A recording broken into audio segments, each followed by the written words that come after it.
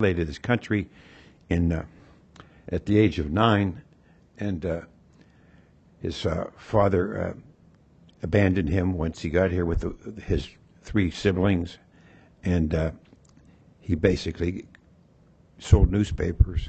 And the one kid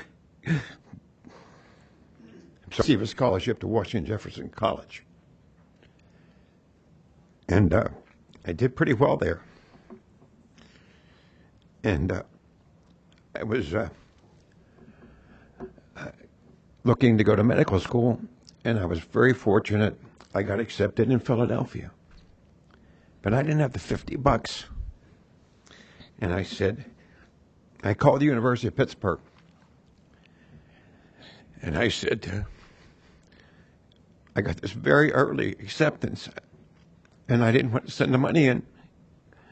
And they said, you're in. And I said, how about a scholarship? And they said, full boat. And this is Washington Jefferson. Wonderful, hit just outside of, and they decided they wanted to have the Harvard of the West. That's how they viewed it.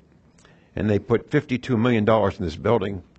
And in today's, that would be $1 billion. I was lucky enough, I won the Robert Scott Linton Award at W&J. And that was the biology prize. But I had taken a lot of pre-med biology and anatomy, etc. And so when I went to medical school, I won the anatomy award. And let me tell you something. When you win an award, it's pretty good the rest of the way. They know who you are. So I was very lucky. And then I got him there, and he said, you know, they thought I was a crazy Greek at 168th Street. I had to move 100 blocks to 68th Street to be accepted. And that was it. He was, quite old at the time, but obviously for him to give us the first lecture was the whole thing that this was Pap. And interestingly, back at McGee, there were still people not believing that Pap smears worked. And there, the first lunch I go to, and a guy grabs me and says, "Come on, sit with us." He says, "I'm Joe Adair. Do you ever use my clamp?" And I was overwhelmed. Adair, and then Arthur Bodansky sat at the table, exempt, and so total exempt, scheduled. He says, "Type and cross it for 20 units." I mean, you just couldn't believe that, but obviously we did so. And he was not a very delicate surgeon. He kind of said, "Those are nodes, pick them and grab them and pack it." He didn't do a lot of dissection, but, doing anastomoses, all the anastomoses and bringing, an ileal bladder and doing all this, it really, there's a long, long case and difficult, and there was a lot of blood loss. And then one of the most memorable things was I go to shake hands, I'm going into surgery with Dr. George Pack. And I don't know if any of you know who George Pack was. There was an interesting article upgrade on Eva. So he went down there, and it was all in, he made Time magazine and everything. And he went down there, and he said, he examined her, and he comes out and tells Perone, "She's not operable. She's got fixed to the sidewalls." Perone says, "You will operate. The country needs to believe she will survive." And so he did, but knowing full well that she was inoperable. This was, I don't know. And Dr. McCall, interestingly, was the chairman of the department, okay, but he was also the hospital executive director. So he could do anything he wanted, and he had total power of the institution, as well as being the university chairman of the department. So and Bernie is the guy that proved lumpectomy.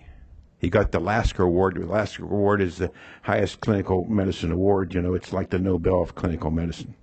and he proved lumpectomy, and I had the privilege of working in his lab, and then, even better, I delivered 2 of his grandchildren when they happened to be in Dallas.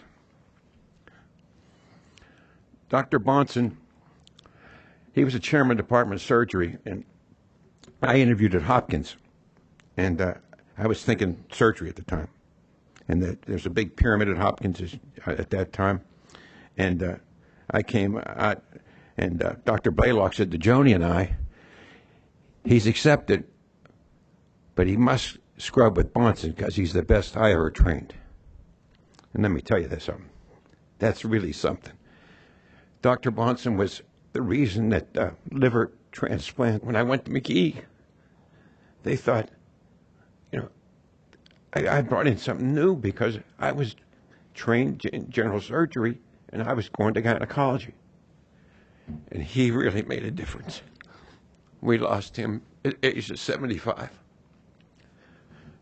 Dr. McCall died very early, and when I was at McGee, Dr. McCall, in order to get him there, he was chair of charity, LSU service, and in order to get him to Pittsburgh, they built a house on the grounds of the hospital so he could walk not as far back as Dr. Julian. He's in the hospital.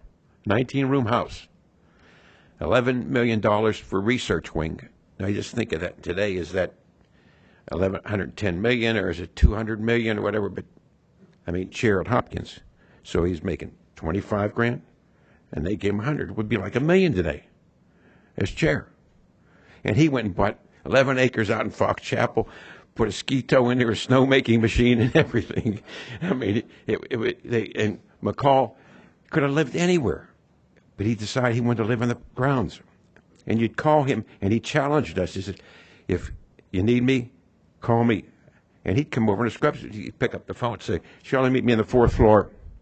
Let's go see that patient. And it was just, he just had a total dedication to his job. And I mean, to live, this is not the greatest place in the world to live in Oakland on that campus, right there at that hospital. But he was willing to do it. And I called him one night, and we had a patient that we had to take back, and hepatectomy. He had colon cancer, age 50, died. So he left me very early. And this is McGee, and remember, executive department.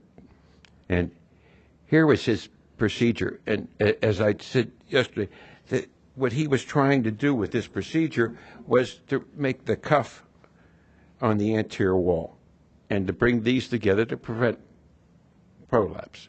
And here it is on the anterior wall, and this is the procedure. Grabbing the uterus come through so that you see it here.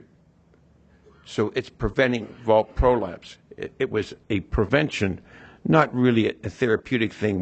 When we talk about uterosacral things and we talk about McCall's and all that, that wasn't really, we didn't think that in that shape at all. While we could put on the abdomen. So like today we have ultrasound. Well, I had a little microphone that taped onto the abdomen, and 18 rooms, and you went click. You could hear fetal heart tones in the various rooms. And that was quite an advance. I wish I had Ed Hahn's knowledge and did fetal electrocardiography, but I didn't. But I did do this thing. And every labor room, we had 18 labor rooms. It was quite nice. I mean, McCall made it. If you came in there as a patient, you like to stay there. You know, frequently in the wintertime, we couldn't get them to go home. They'd come in there in the summer when it's hot, stay in the air conditioning. And the clinic, we had a wonderful clinic with, nicer than my office today. They had separate dressing room, toilet, bed, and on each side, and a consultation room, exam room, 2 examining rooms, office, and patient had a bath. Abandoned that project. I was fortunate enough to go in the military, and I had enough, I guess the word is chutzpah. I went to Washington, D.C. to talk to the guy who made the assignments. And in Washington, when I was there, I spoke to this gentleman, and I told him I wanted to teach. And he picked up the phone and called Colonel Zimmerman, who was then the chief in the military, and he said, where do you want to go? You have a choice. And I said, he said to me, Letterman, Madigan, or Reed? And I chose Reed. My mother was very ill, and I needed to be close by. And Joni and I are both only children.